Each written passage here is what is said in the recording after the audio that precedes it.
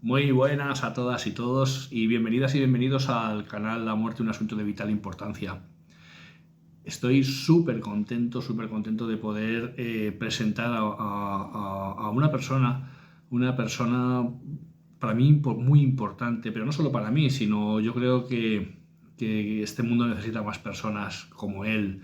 Es Mariano Navarro Serer y Mariano es un psicólogo clínico con larga experiencia, y lo que más llama la atención de él, pero porque él ha trabajado muchos años en psicología infantil, ha trabajado muchos años en psicología de adultos también y sigue trabajando.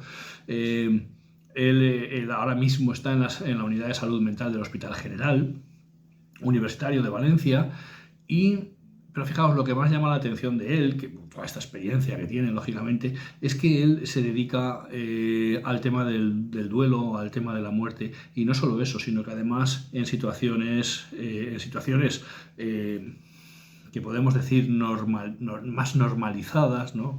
Eh, pero también entre los patológicos. Y cuando la muerte sobreviene de una manera poco usual como es en accidentes y más poco usual todavía, por suerte, cuando es en grandes catástrofes o en accidentes con múltiples víctimas.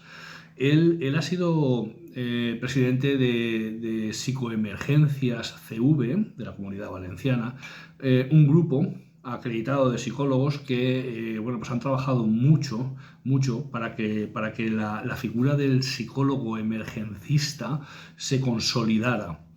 Hoy nos va a contar algunas peculiaridades de este tipo de actuaciones y cómo está realmente hoy en día, que por desgracia no está como quisiéramos que estuviera, ¿no? Por desgracia, muchas veces se confunde la necesidad con el altruismo y esto es un problema, ¿no? Y creo que a mí me parece que es una persona que aclara muy bien todos estos conceptos y una persona que vale muchísimo la pena escuchar.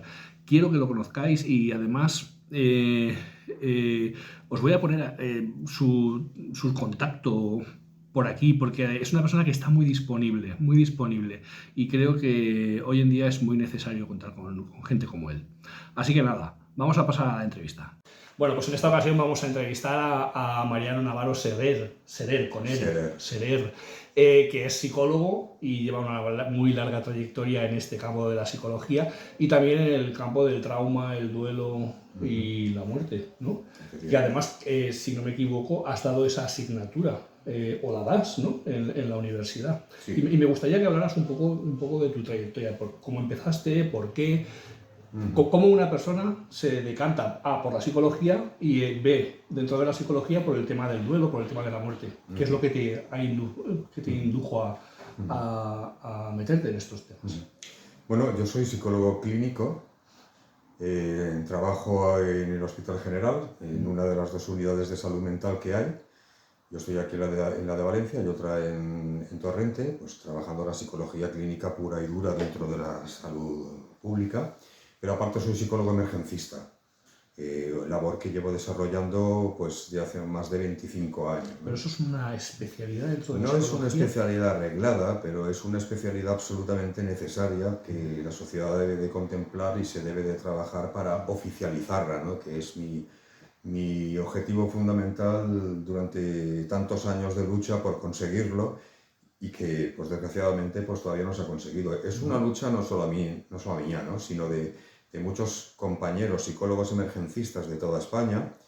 Yo pertenezco a SEPADEM. SEPADEM es la Sociedad Española de Psicología Aplicada a Urgencias, Desastres y Emergencias. Estoy en la Junta Directiva, aglutinamos psicólogos de emergencias de todo el país y todos estamos luchando por conseguir lo mismo, ¿no?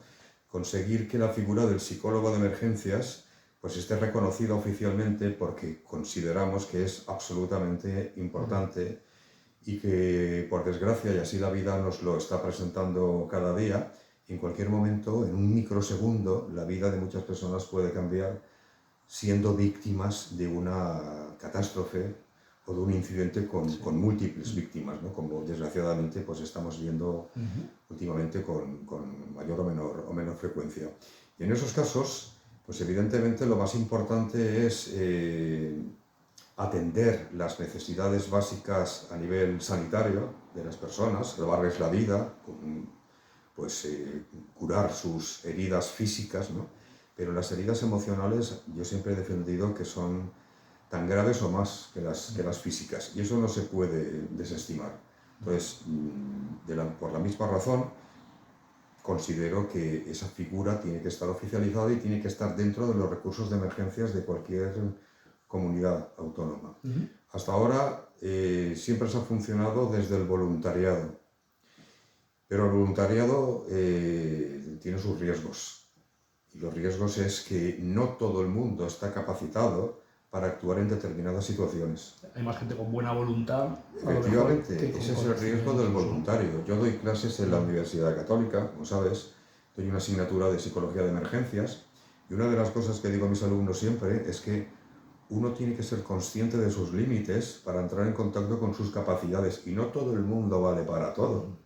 O sea, esto parece ser que en medicina lo tienen muy claro, pero en psicología en general la sociedad no lo tiene tan claro. Es decir, tú te rompes una pierna y no vas a un urólogo, vas al traumatólogo, ¿no? ¿Y por qué? Si los dos son médicos, pues porque uno está centrado en un área y otro en otra.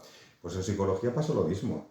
No todos los psicólogos están capacitados para intervenir en situaciones de alta intensidad emocional, como es una tragedia, como es una pérdida por una situación traumática, como es una pandemia, como es la Dana, como es el volcán de La Palma, como es el accidente de tren de Adamuz, o el 11M, o el accidente de metro de Valencia. Para eso hay que tener una formación, hay que tener un perfil muy claro, hay que tener una experiencia y hay que tener pues eso, un conocimiento básico y para poder actuar en esos casos que son tremendamente duros. ¿Y cómo se forma un psicólogo en eso? ¿Qué recursos tenemos actualmente? Bueno, pues la verdad es que hasta la fecha, como no es una especialidad reglada, pues no hay un máster oficial al que puedan acudir las personas interesadas en este tipo de área, y cada uno se forma como puede. Hay universidades por todo el territorio nacional que tienen un máster sobre psicología de emergencias, ¿no? Hay uno muy bueno que es la Universidad de Málaga, cuyo uno de los profesores y el director de este máster es al mismo tiempo el presidente de SEPADEM, con lo cual una persona más capacitada en este área no hay. En Madrid también hay en distintas universidades, pero en fin, que de momento otra de nuestras luchas es poder crear una formación oficial para que pueda acudir a prepararse la gente que esté interesada en esto, pero sabiendo que esa formación no les va a dar un puesto de trabajo, porque no existe un puesto de trabajo como psicólogo de emergencias, ¿no? Seguirá siendo algo altruista, seguirá siendo algo voluntario. Seguirá siendo algo altruista hasta que la administración, las distintas autonomías no tomen conciencia de que esto es una profesión que tiene que ser respetada y que tiene que ser incluida dentro de los recursos oficiales de la emergencia, ¿no? Dentro de los recursos sanitarios, los psicólogos de emergencias, dentro del procedimiento marco, formamos parte de la unidad básica sanitaria. Entonces, cuando sucede una catástrofe con múltiples víctimas, el PMA, que es el puesto de mando avanzado, que generalmente el jefe del PMA siempre suele ser el jefe de bomberos, pues valora la situación, activa la unidad básica sanitaria, que es la médica, y si se considera la necesidad de la intervención psicológica, pues en teoría también deberíamos de ser activados. Pero siempre se ha hecho de una forma voluntaria, que es lo que considero que no debería de ser. Y lo que siempre digo, los psicólogos somos a veces nuestros principales enemigos, en el sentido de lo que estábamos comentando antes, que uno tiene que ser consciente de esos límites para entrar en contacto con sus capacidades, y por muy buena voluntad que tú tengas, no te puedes presentar en una emergencia para recibir, por ejemplo, a personas que llegan allí, que son los familiares directos de las personas que van en un tren siniestrado o en una catástrofe de cualquier índole. No te puedes presentar allí sin saber qué hacer. Todo esto debe de estar absolutamente reglado, organizado, coordinado, para que la intervención sea buena. Si no, existe el efecto iatrogénico, que puede ser mucho más negativo para las personas y se hace más daño que beneficio. Y entonces, por ejemplo, ¿cuál es la función? O sea, cuando vosotros llegáis allí, llegáis a un sitio, me imagino que hay una persona, pues alguien que está dirigiendo este grupo, ¿no?, de psicólogos, y es el que un poco organiza lo que cada uno va a hacer. Te cuento cómo funcionaba en Valencia mientras existió mi equipo durante más de 20 años, hasta que desgraciadamente pues, ha desaparecido, ¿no? Queda pequeño rescoldo que no tiene mayor trascendencia. Pues nosotros funcionábamos, como te digo, cuando el PMA consideraba la necesidad de la intervención psicológica, pues a través del 112 se nos activaba, se me llamaba a mí como coordinador principal, me explicaban la situación y en base a las características de la misma yo activaba a un número mayor o menor de compañeros que nos trasladábamos al lugar de los hechos y hacíamos una evaluación. Generalmente la labor del psicólogo de emergencias se centra principalmente en la atención, no en la zona cero, digamos, porque la zona cero es la zona de rescate, donde actúan pues bueno, los bomberos, los rescatistas, la policía, los médicos de urgencias para salvar vidas.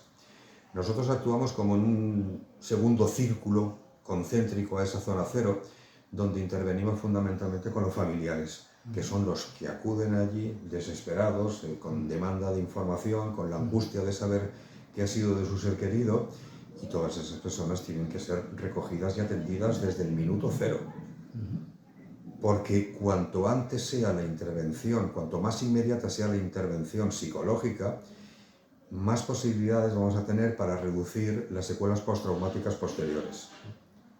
Una de nuestras labores fundamentales es cubrir esa necesidad de atención, de escucha, de información dentro de lo que podamos decir. Nunca ofrecemos información que previamente no esté constatada, pero sí que sostenemos desde el primer momento a esas personas hasta que podemos dar una información veraz sobre qué ha pasado, ¿no? Pues por ejemplo, el final feliz nos llega la información de que, mira, tu hijo ha sido identificado, está en tal hospital, está fuera de peligro, está herido de diversa consideración, pero su vida no corre ningún peligro, vete para allí. Pero a veces el final no es tan bonito. No es tan bonito y nos toca acompañar, que es una de las labores más importantes que nosotros hacemos, acompañar al reconocimiento del cadáver. Entonces los psicólogos de emergencias lo que hacemos es, en esos casos lamentables, vemos primero el cuerpo, acompañados del forense que nos informa de la situación, para después nosotros informar a la familia de qué es lo que va a haber, cómo lo va a ver y reducir el impacto inicial. Hay situaciones muy duras, desde la experiencia de haber trabajado en el 11M en Madrid o en el accidente de metro 2 años después aquí en Valencia. Esa parte es muy dura, tanto el reconocimiento del cuerpo como el reconocimiento previo de los objetos personales, ¿no? Ya digo que esa es la parte más complicada y la más terrible porque implica un final que nadie desea. Y por eso una de las premisas importantes dentro del perfil del psicólogo de emergencias es la tolerancia a la frustración, entendiendo que no siempre va a acabar la historia bien. ¿Y qué otras cosas hacemos? Pues, por ejemplo, he dicho que no intervenimos en la zona cero, pero a mí como coordinador siempre me ha gustado que un compañero esté en la zona cero. Por dos motivos. Primera, porque sirve también para valorar al resto de personal interviniente y valorar en qué situación se encuentran. Nosotros hemos visto en ocasiones bomberos muy desestabilizados, claro, eso te iba a decir, policías muy tocados, pero ¿por qué? Yo siempre digo lo mismo, porque debajo, o sea, en el uniforme de cada una de las personas que trabajan en el rescate o en la intervención con múltiples víctimas, hay un ser humano. Y por mucha formación y por mucha experiencia que tengas, hay momentos, hay situaciones muy duras que con las que te quedas tocado. Y entonces tener un compañero psicólogo dentro de la zona cero implica también valorar que puedas parar a un bombero que lo ves muy mal, darle unos minutos, escucharlo, valorarlo, reconfortarlo para que vuelva otra vez, porque si no se convierte en una víctima más. Claro. También podemos colaborar en algún rescate. Por ejemplo, imagínate un derrumbamiento y debajo de todos los escombros se ha creado una cúpula donde hay una chica joven con un bebé que ha quedado a salvo momentáneamente. Los bomberos están intentando desencombrarla para sacarla, pero con un estado de ansiedad muy elevado, que ellos están también, en sus funciones es en trabajar la estabilidad emocional de esas personas para que la inestabilidad no genere una dificultad en el rescate. Pero si hay un psicólogo que está preparado y se centra solamente en hablar con esa persona, calmarla y favorecer el trabajo del resto de compañeros, pues es importante. Pero la labor principal, como digo, es el acompañamiento a los seres queridos. Y en cuanto a lo que has comentado antes del reconocimiento de los cadáveres, etcétera, etcétera, también tienes que sopesáis, me imagino, ¿no? ¿Qué familiares, que a lo mejor el que podría estar más predispuesto a entrar, o todos tienen el derecho a esto? Todos tienen el derecho, porque además muchos lo piden. Sí. Primero se les da, repito, en una intervención con múltiples víctimas, primero se enseñan objetos personales para esa identificación, pero luego se da la opción de ver el cuerpo. Y vamos a ver, hay veces en los que intentamos que no lo vean, porque por desgracia las víctimas de una catástrofe grande pues son víctimas que están muy dañadas físicamente. Nosotros a veces hemos tenido que acompañar a una familia para que reconozca el cuerpo, solo se ha podido mostrar una mano o un trocito de la cara, porque el resto era inviable. Y cuando hablamos de quemados, pues evidentemente no es posible. Entonces hay reconocimientos por ADN y todo eso, porque no podemos permitir que la visión tan dura de un ser querido en esas condiciones luego genere la elaboración de un duelo o impida la elaboración de un duelo adecuado, porque ese impacto te va a quedar siempre en la cabeza y va a ser muy complicado que tú lo puedas elaborar. Pero la familia siempre tiene el derecho de ver a la víctima, o por lo menos mostrarle parte del cuerpo para que tome conciencia de la realidad de la muerte, que eso es otra de las cosas importantes. Aquí podríamos hablar, por ejemplo, de otro tipo de duelos. Hay infinidad de duelos, ¿no? Yo siempre me quedo con el duelo normal, el duelo patológico y algunos otros, ¿no? Como la importancia del duelo anticipatorio, la importancia de elaborar un duelo congelado, pero a veces estas cosas se complican, y cuando no puedo ver el cuerpo, como sucede en casos de desaparecidos, ahí hablamos de duelos imposibles. Y esos duelos son muy difíciles de realizar, porque la familia no puede tomar conciencia plena de la muerte de su ser querido, porque no está, no se ha encontrado. Yo llevo muchos años, llevo ya, vamos a ver, un camino de 7 años trabajando un caso muy especial, que ha tenido mucha repercusión mediática en su momento, que es el caso de Marta Calvo. No sé si lo conocéis. Marta Calvo es la réplica de Marta del Castillo en Sevilla, ¿no?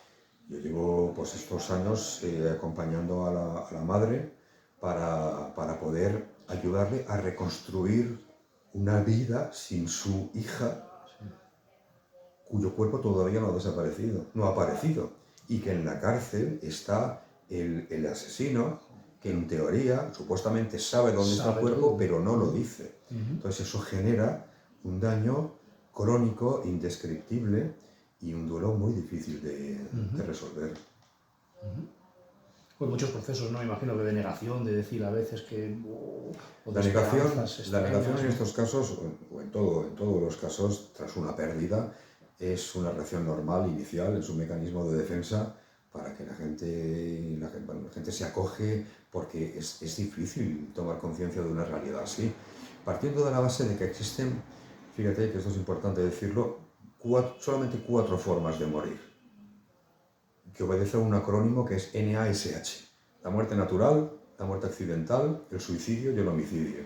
Yo siempre hago una diferencia importante de la primera a las otras 3, porque la muerte natural, salvo casos como pueden ser un infarto, que es algo súbito, implica un proceso previo de enfermedad más o menos largo, donde tanto el paciente como la familia se pueden ir preparando para lo que va a suceder. Pueden cerrar asuntos pendientes, pueden despedirse, pueden poner en orden sus cosas, y pueden alcanzar, en el mejor de los casos, la aceptación, ¿no? Una muerte desde la aceptación, que sería la quinta fase de Kubler-Ross, siendo la primera la negación, ¿no? Pero en los otros tres tipos de muertes, accidente, suicidio y homicidio, eso no puede ser. No, yo no puedo elaborar un duelo anticipatorio porque es una muerte súbita. Y esto es algo que tenemos que tener muy integrado, porque la muerte es nuestra compañera de viaje. Nos acompaña, siempre digo, desde el momento que nacemos, no, antes, desde el momento en el que somos concebidos, porque si no, no caben las muertes perinatales, por ejemplo. Y entonces esto hay que integrarlo y aprender a vivir con ello sin que nos condicione la vida. No podemos estar con un miedo tremendo a morir o que muera cualquiera de nuestros seres queridos. Pero claro, eso es difícil porque hemos sido educados desde una sociedad en la que la muerte ha sido un elemento tabú. Entonces nos hemos educado desde lo que podemos denominar la falsa percepción de invulnerabilidad. Es que escuchamos la radio, vemos la televisión, nos enteramos de 1000 noticias catastróficas todos los días a lo largo del mundo, pensamos, madre mía, pobre gente, ¿no? Siempre son nosotros. Pero eso no me va a pasar a mí, hasta que te pasa. Y cuando te pasa, esa falsa percepción de invulnerabilidad se rompe en 1000 pedazos y tú te conviertes en la víctima principal, que evidentemente vas a tener que necesitar ayuda, que alguien te sostenga y te acompañe en los primeros momentos. Por eso, otra de las labores principales que los psicólogos de emergencias hacemos en ese acompañamiento es ofrecer a la familia la información de que todo lo que están viviendo en esos duros momentos son reacciones normales ante un hecho excepcional. Que todo, de una forma u otra, se volverá a estabilizar. Si el final es feliz y podemos notificar que el ser querido desaparecido o afectado está fuera de peligro, pues evidentemente eso mejorará la elaboración del trauma, que si la última noticia es un fallecimiento. ¿Y hacéis algún tipo de seguimiento? ¿O eso ya se deriva a los especialistas? ¿No? El psicólogo de emergencias es como el médico del SAMU. El médico del SAMU recibe una llamada, coge la ambulancia, va al lugar de los hechos, actúa en la calle, mete al paciente en la ambulancia, se lo lleva al hospital y allí se encargan otros. Pues nosotros hacemos algo parecido, pero nuestra intervención puede durar más. Puede durar desde horas hasta 2 o 3 días. Por ejemplo, en un caso como pudo ser, por centrarnos aquí en Valencia, el accidente de metro, pues nosotros intervenimos prácticamente desde el comienzo, trasladándonos a la estación siniestrada, donde creamos una zona de recepción de los familiares, que fue la jefatura de tráfico, que estaba al lado de la boca del metro, y entonces a partir de ahí intervenimos. Y allí nos duró la intervención pues varios días, porque no solo fue allí, luego cuando ya se habían sacado todas las víctimas, pues trasladamos al resto de familias que todavía no sabían nada a la Ciudad de la Justicia, donde realizamos la segunda parte de la intervención y posteriormente también acompañamos en esos casos en las despedidas, en los sanatorios, los entierros. Solamente en este caso, en el del accidente de metro de Valencia, se hizo un seguimiento porque, como algo muy puntual y excepcional, se creó por aquel entonces un convenio entre el Colegio de Psicólogos y la Consejería de Sanidad para dar un año de seguimiento a las víctimas, de forma gratuita.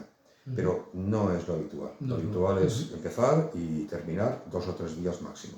¿Hacéis algún tipo de informe o algo para derivar luego a otros compañeros que estén trabajando en la zona, pues en el centro de salud o en algún... No, en principio no hacemos informe, porque para hacer un informe tú tienes que tener acceso al historial clínico del paciente, ¿no? Entonces eso el psicólogo de emergencias no tiene acceso. Yo tengo acceso como psicólogo clínico también, pero no es lo habitual.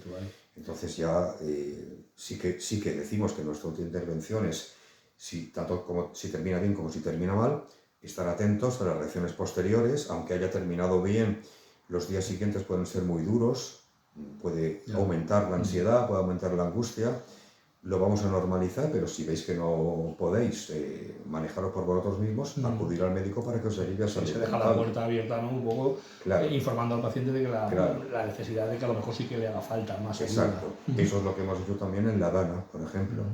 En la Dana, pues, desgraciadamente en la Dana, ese equipo mío tan importante y tan apreciado a nivel nacional ya no existía.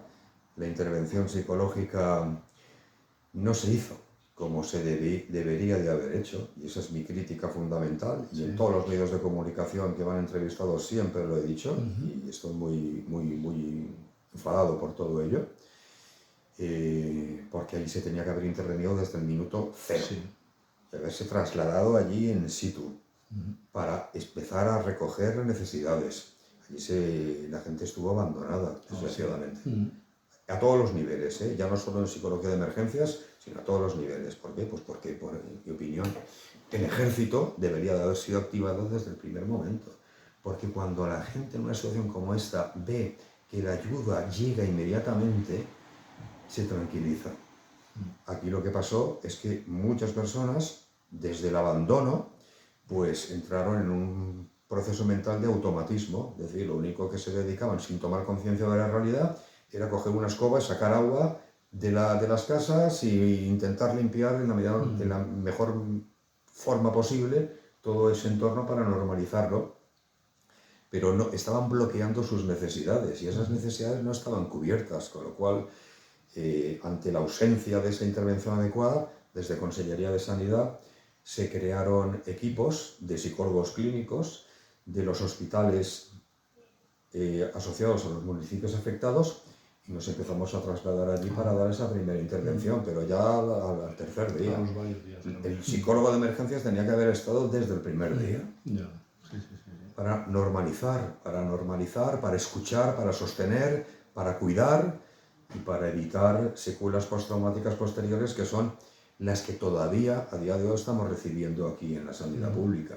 Sintomatología de estrés postraumático, evidentemente, duelos complicados que deberían de haber sido atendidos desde el principio, en el momento en el que las familias se trasladaban al lugar donde inicialmente habían montado como recepción para notificar la desaparición de un ser querido. Ahí ya tenía que haber habido para hacer un seguimiento, y no se hizo bien. Entonces, claro, luego vienen las consecuencias. Las consecuencias lo que más me duele es que las consecuencias son sufrimiento. Sufrimiento en las víctimas, sufrimiento en los seres humanos. Entonces, yo siempre digo lo mismo, que la Administración tome conciencia de esta necesidad para que tome cartas en el asunto y empiece a trabajar en esa dirección, que meta a los psicólogos de emergencias dentro de los recursos oficiales, en condiciones adecuadas para poder intervenir, fuera del voluntariado, y si hay alguien, un psicólogo que quiera pues colaborar de alguna manera, que pase primero la criba del coordinador de los psicólogos, valore si tú estás capacitado o no estás capacitado. Claro, yo me imagino que en esta situación de la Dana, por ejemplo, cuando se activaron tantos psicólogos, se echó mano de lo que se pudo. No es que se echara mano de lo que se pudiera, es que aparecieron psicólogos por todos los lados sin ser activados oficialmente por nadie, que eso es lo que pasa. Por eso yo digo que el psicólogo es el principal enemigo del psicólogo muchas veces, porque tú no te puedes presentar ahí sin conocimiento, simplemente arrastrado por el buen corazón de ayudar. No puedes hacerlo. Tienes que ser consciente de hasta dónde llegas, porque de lo contrario, desde el desconocimiento de cómo actuar, puedes decir muchas cosas que a veces estallan en la cara de quien las recibe. Y después quedan heridas emocionales, crónicas, que se podían haber evitado con una intervención profesional. Entonces, insisto, la importancia de cuidar al cuidador es fundamental, y que haya alguien que pueda atender las necesidades de los intervinientes de primer orden es muy importante para que puedan soltar, para que no acumulen pesos, para que no acumulen heridas y para que estén capacitados para intervenir en cualquier momento, porque un bombero puede intervenir hoy en una catástrofe brutal y al día siguiente puede intervenir otra todavía peor. Y si no se ha curado o no ha vomitado o no le han escuchado o no le han sostenido desde los impactos de la primera, pues ya está más herido para actuar en una segunda. De esta forma, pues es de nuevo dar valor a la psicología de emergencias, porque tiene un campo muy grande, es absolutamente importante, necesaria en la sociedad, y la administración debería de tomar conciencia de ello para poder empezar a formalizarla de una manera como debe de ser. Que después de una trayectoria tan larga todavía esto no esté consolidado. Pues desgraciadamente es así. Yo a lo largo de todos estos años he hablado con infinidad de personas dentro de distintos colores políticos, conforme han estado gobernando en la comunidad, y siempre he recibido buenas palabras, siempre he recibido el mensaje de que esto es importante, pero nunca se ha llevado a la práctica, nunca se ha materializado, con lo cual es bastante frustrante. Bastante frustrante porque, a ver, yo siempre digo lo mismo, aunque sea duro, ¿no? Que necesita un conseller que tenga la capacidad de tomar la decisión y de crear estos equipos oficiales. ¿Qué necesita? Que su hijo se tire por un balcón y se mate. Y entonces se dé cuenta de cuáles son las necesidades del padre que pierde un hijo en esas circunstancias. O en un accidente grave. ¿Necesita vivir eso para actuar en consecuencia? Hombre, yo creo que no. Simplemente es la necesidad de desarrollar la humanidad, la empatía y valorar que las necesidades de las víctimas tienen que estar cubiertas y las psicológicas son fundamentales. Muy bien, Mariano. Pues lo vamos a dejar aquí. Si quieres añadir alguna cosita más, así que creas que se nos ha podido quedar ahí en el tintero y que te parezca importante. Bueno, es que hay tantas cosas de las que podríamos hablar, pero simplemente agradecerte esta posibilidad de poder transmitir este mensaje y que lo vea, lo escuche. Cuanta más gente mejor. Exacto. Yo me alegro muchísimo de que lo hayamos podido hacer, porque la verdad es que a mí me has dejado muy claro pues cómo funciona esto, ¿no? Y todos los pequeños matices, ¿no? Que un psicólogo de emergencias debería de tener en cuenta, y cómo se tiene que hacer, ¿no? Y cómo se hacen las cosas realmente, ¿no? Porque es una cosa que yo creo que la gente no sabe. Sobre todo, dejar claro que este tipo de intervenciones ayudan mucho a que las personas, en la vivencia de la experiencia más dura que se puede tener en la vida, sean capaces de elaborarla, siendo sostenidos de inicio por alguien que está ahí simplemente para eso, para ayudarle a que en el menor plazo de tiempo posible sea capaz de nuevo de volver a tomar las riendas de su vida, sus propias capacidades, y afrontar adecuadamente la experiencia para poder reconstruir su vida posteriormente y seguir viviendo sin el menor daño posible, aunque desde luego está claro que una vivencia de esas características siempre va a cambiar a la persona y nunca más volverá a ser la misma. Muy bien, Mariano. Muchas gracias, Quique. Pues gracias a ti, muchísimas gracias.